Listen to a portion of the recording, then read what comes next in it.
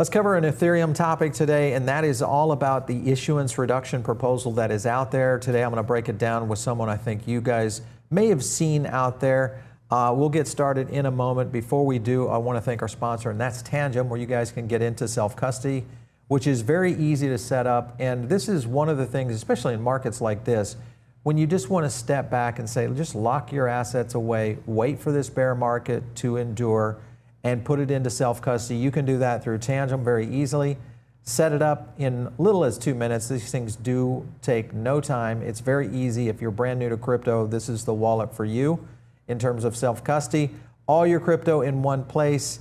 Very simple. Works both with Android and with iOS.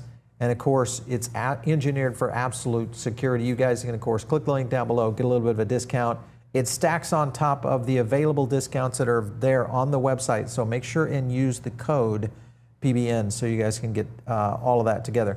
Listen, I wanted to really address an issue that we have talked about here on the channel before.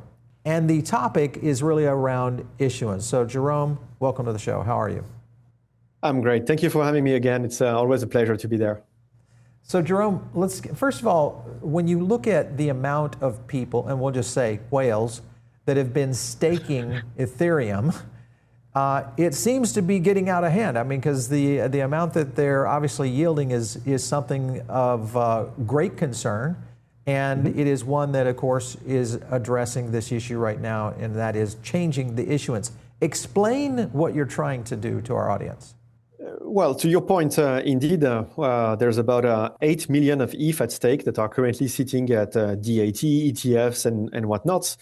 And those actors are thinking about going at stake. Some of them are already doing so. If you look at the entry queue, which is the queue to go at stake, you need to deposit your ETH and wait for them to be activated. This entry queue has been ultra full since a couple of months with no signs of going down. All things are pointing towards an increase of the deposit on ETH at stake. And currently, this risk-free rate is about 2.8 to 3%, depending on the activity of the network, because you don't only have staking rewards, you also have activity rewards linked to the execution layer of Ethereum. There's simply no better product right now. Right. So all the ETH are going at stake, and this is snowballing because the consequences of having more ETH at stake are on the supply of ETH, a dilution. So as a holders, if you're not staking, you're getting diluted by 0.8%, and you should go at stake. And that's a problem. That's a problem for two things mainly.